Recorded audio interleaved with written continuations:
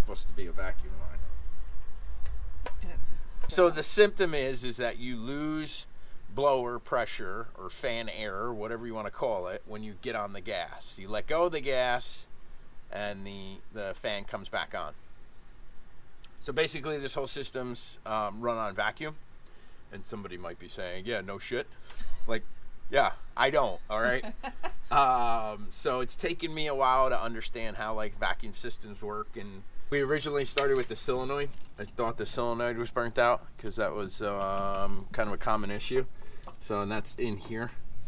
And I first replaced, that was the first thing I replaced. That wasn't it. So I'm not a trained mechanic, so I'm basically just figuring this out as I go. Then our computer died. That was another issue. Then I had power steering leaks. That was another issue, and I've had other issues that I've dealt with. We had the CB issue that we think fried the computer, all that stuff. That hadn't to do with the HVAC system, but the HVAC was always something that we just kind of dealt with. But now that we're heading up north, I want it fixed. I started kind of deep diving on YouTube and figuring out symptoms, knowing that it wasn't the solenoid.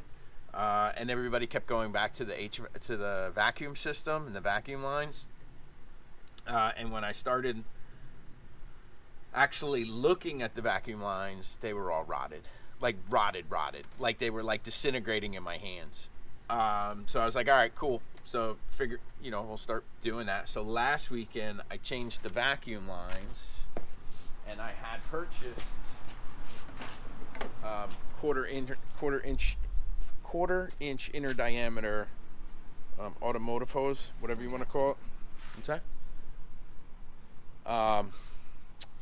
So there is 3 pieces of tubing. There's one from the engine itself to the check valve, and then it's a 3-way. It's a 2-way check valve.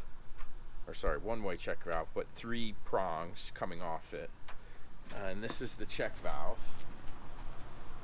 So this side comes from the engine, and then this goes to the vacuum accumulator or canister or reservoir, whatever you want to call it. This ball here, which stores vacuum. So when you lose vacuum from the engine, it'll keep your... I guess I should explain that.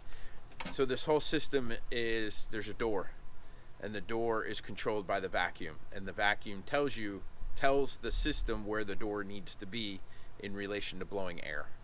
It's a very bad way of doing it, but that's essentially what it is. And it's all controlled, by your panel, by your knob.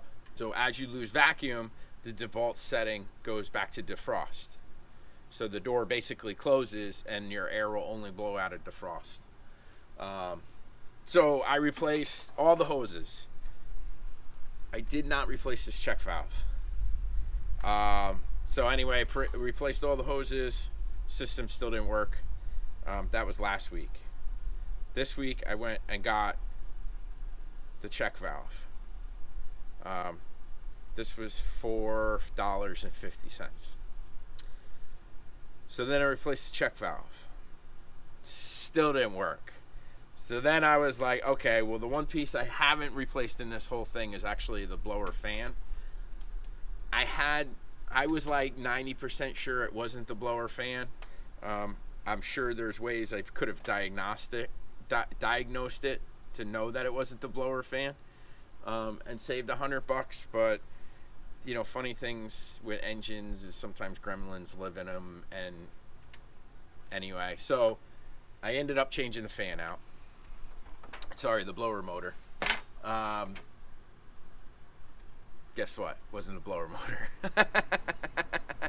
And I knew that, but I'm still less into this repair than they would have charged me at a dealership.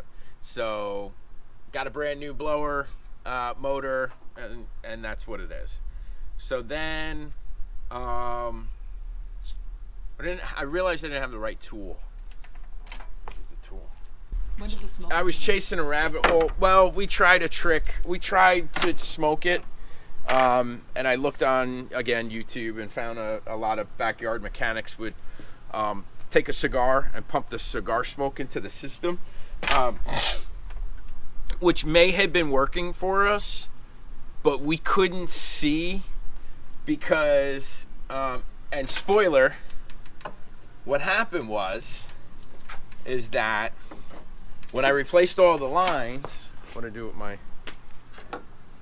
what I ended up figuring out was, one, it was kind of a couple of parts. One, the lines were rotted.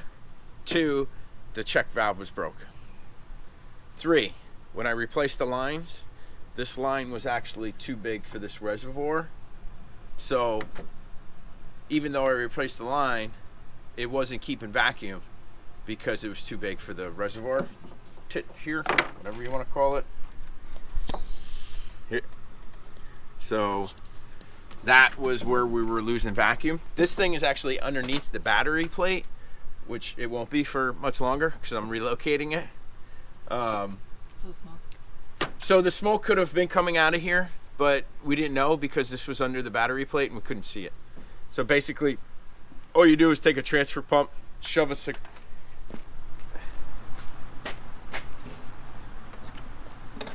fancy dancy smoke systems at Harbor Freight are $550.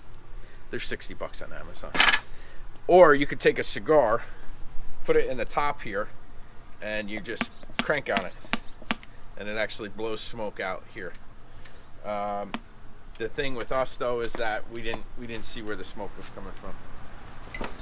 So then after all that, I realized I didn't really have the right tool to like start sectioning off where I was.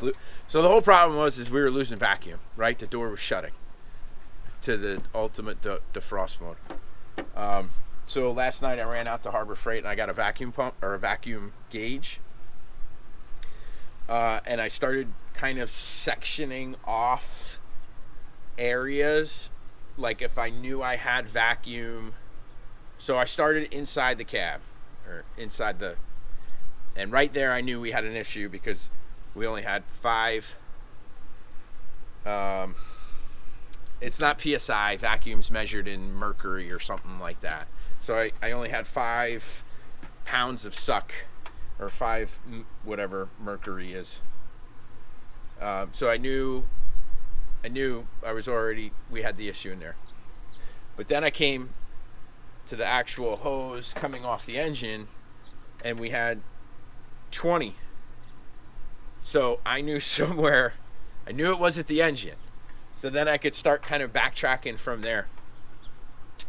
And that's what led me to finally figure out that this ball was an issue of my own doing.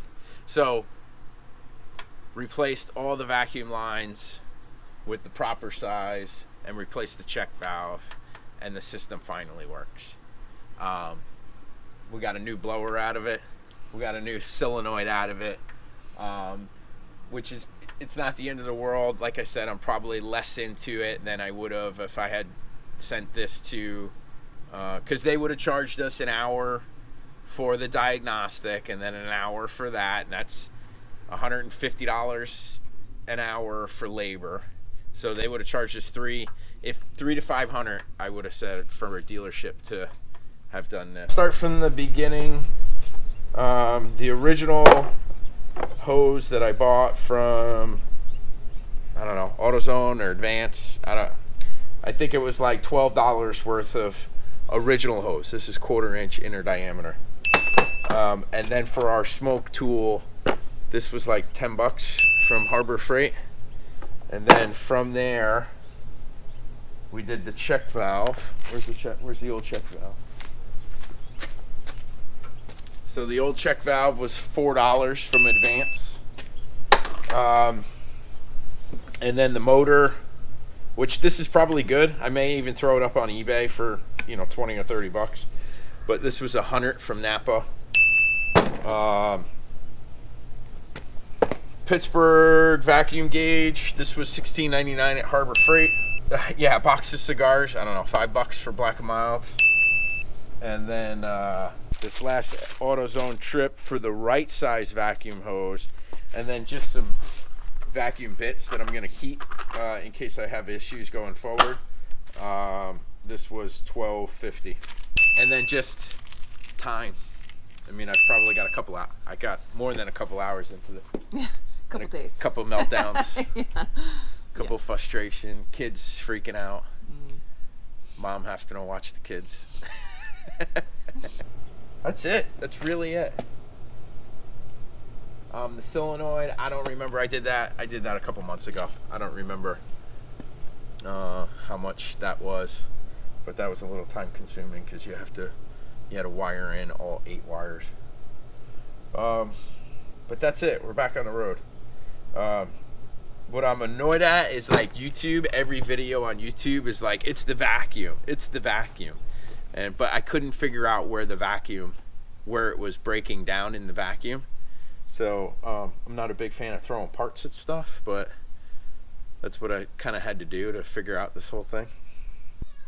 And that's it. Perfect timing. Because the kids are going to come out and Penny's crying. It's freezing out here. I'm coming. Thanks again, folks. Say again. That is not, again, this is not a how to do. This is just that you can do it once you figure it out. As long as you got the desire to, and the aptitude and the patience to figure this stuff out.